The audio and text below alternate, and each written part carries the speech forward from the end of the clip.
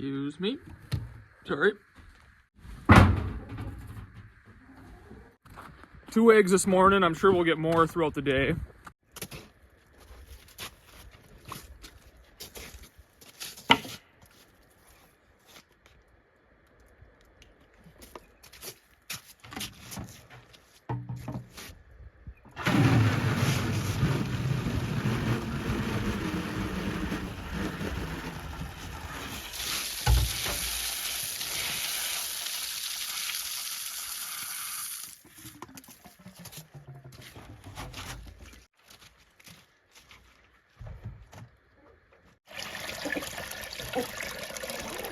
Fresh, cold water.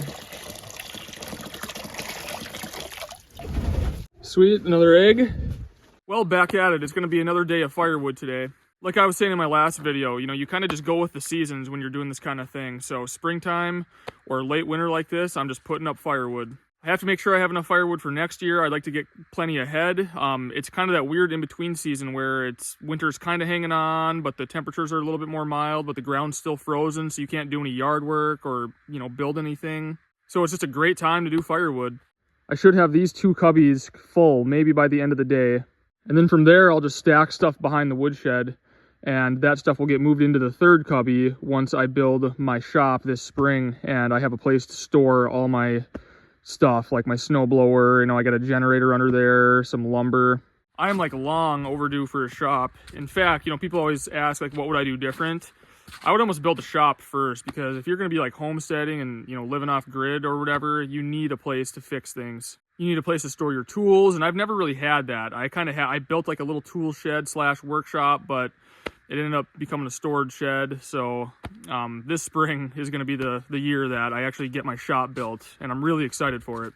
A lot of the snow has melted, which has exposed a lot of firewood that I already had kind of stacked around here. So I'm going to start by cutting all that up and getting all that to the woodshed, and then I'll head back down my trails and just continue on, buck it up, load it in the sled, pull it back, get a nice pile, and then spend the evening splitting and filling up the shed. So I do have, the ATV here, but there's couple things wrong with it. Right now it only has 2-wheel drive and it overheats. There's kind of, several things wrong with it.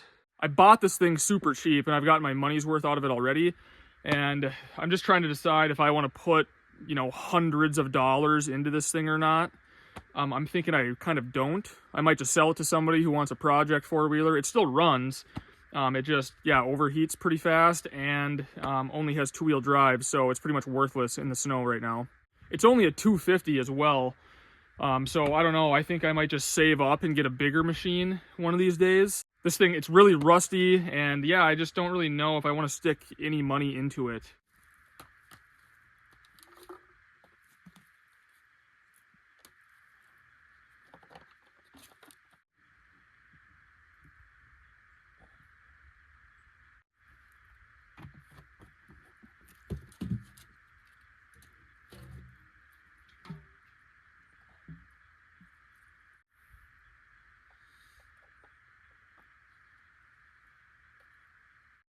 I would have had these filled up no problem a while ago, but right when I had all that momentum going, my chainsaw started running really crappy. So I had to put new fuel line on it because it had cracked. So it was leaking gas and it would run and then quit. But anyways, I replaced the fuel line, so I got that going. And then I kind of had to do a little tune-up on the carburetor because it was just running kind of rough and wasn't really running at full power. And there's a special tool that you need to adjust the carburetor. And of course, nobody has it in the nearest town next to me. So I had to order it online. So that took a few days. So anyways, we're back running now, but was kind of at a standstill for a week or so there. But now we're back at her, so we can get that momentum going again and hammer this out, and then we'll be done with firewood.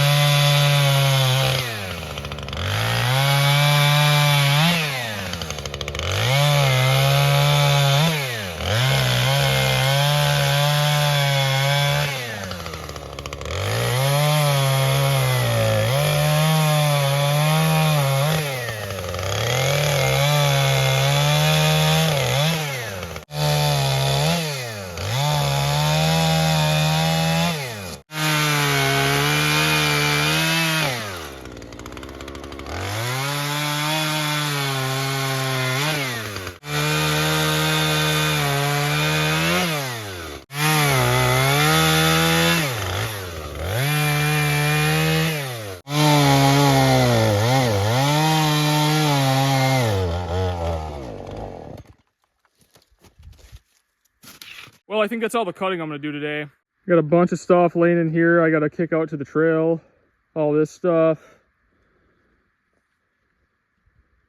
And then a bunch of little piles. So I'll spend the rest of the late afternoon sledding this stuff back to the woodshed. Yep, here he comes, as soon as the chainsaw turns off. Hey, buddy.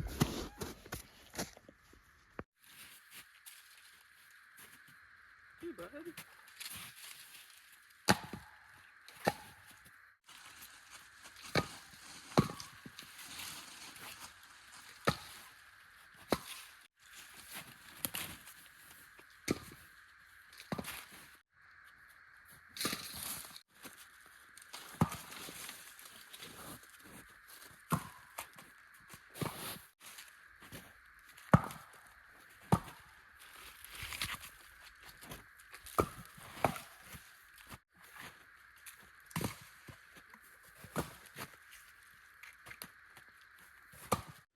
So then all that's left in here is the brush. So can spend some time next fall or maybe later on this spring kind of stacking some brush piles.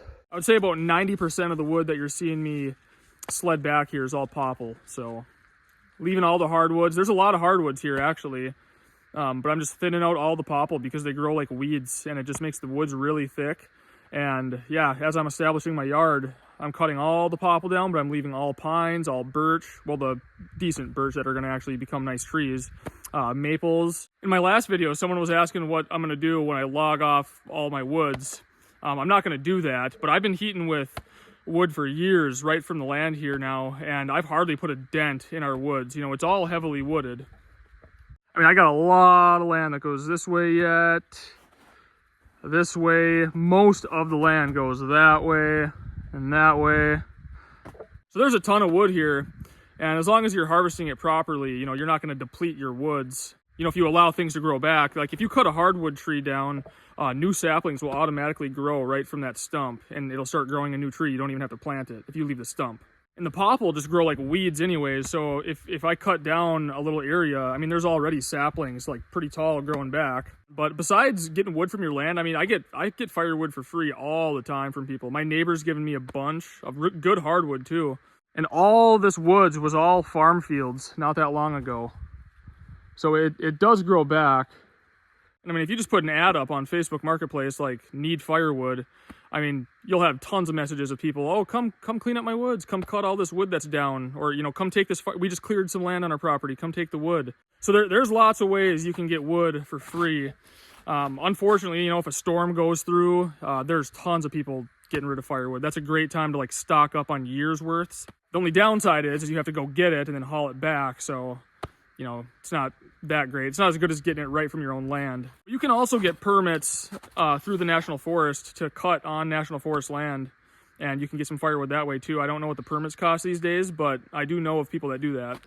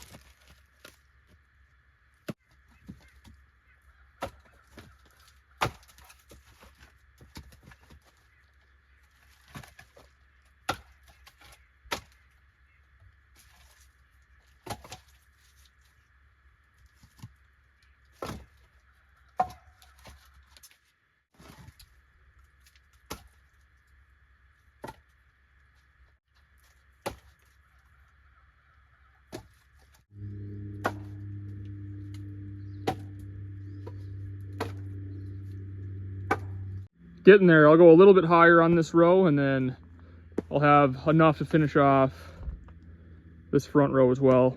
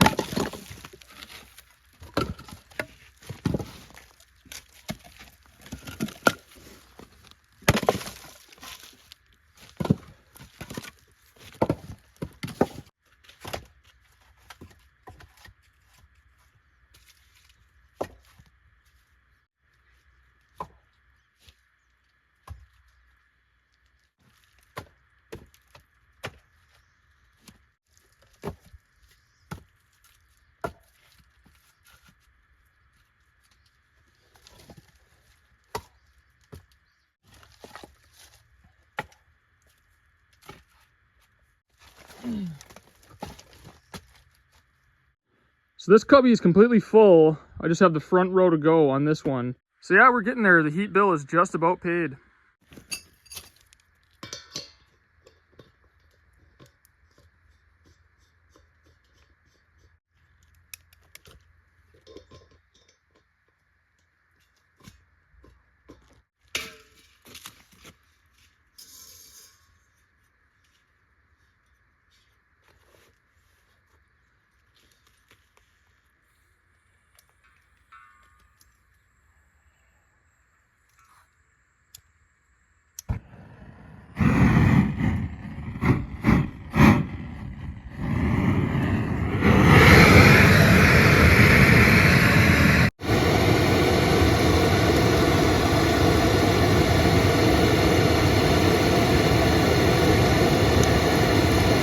All right, that should work.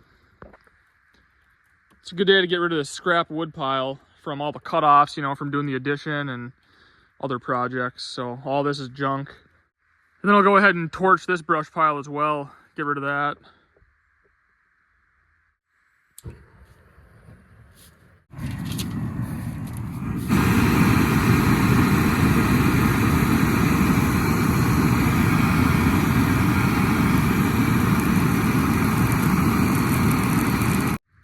I got this thing for like 25 bucks at Harbor Freight, and I already love it.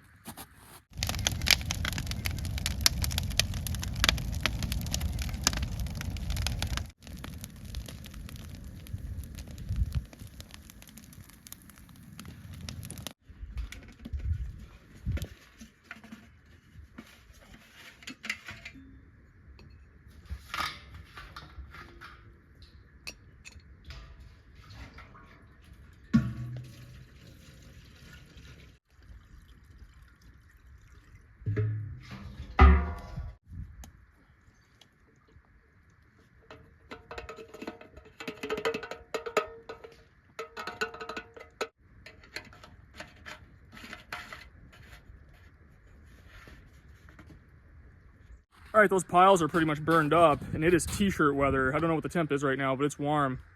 All right, let's bang this out, and that's enough firewood for a while.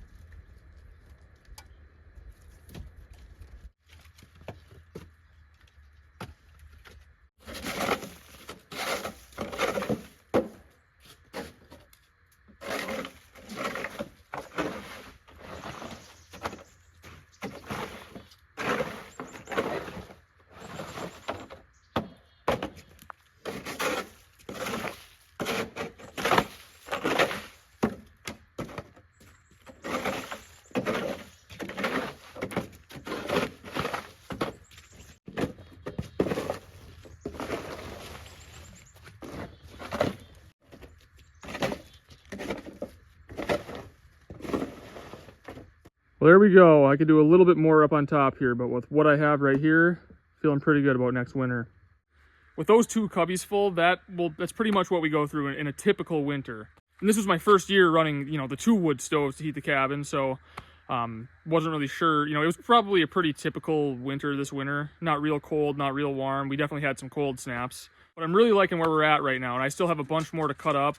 But like I said, all that will get stacked behind the woodshed until I get this 3rd stall clean, and then I can fill that one. And then I'll be really happy. But for it being not even the middle of March right now, I really like where we're sitting. But there is nothing better than a full woodshed when you heat with wood. Like every time I lay eyes on this, I just see heat for next winter. So it's a pretty good feeling. Like I always say, this is as good as money in the bank. It's probably better because it's actually, you know, a tangible object. It's physical. Like the heat bill is paid. It's right there. I know I have it done already. It is still getting chilly at nighttime, so I'll head inside and start a fire.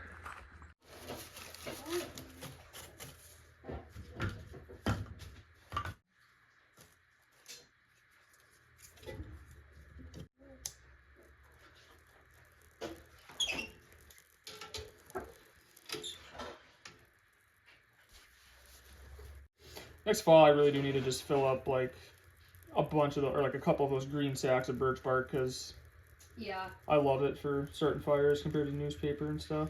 Mm-hmm. Hi. Hi. Hi. Hi. Hi. Hi, baby. Hi, baby.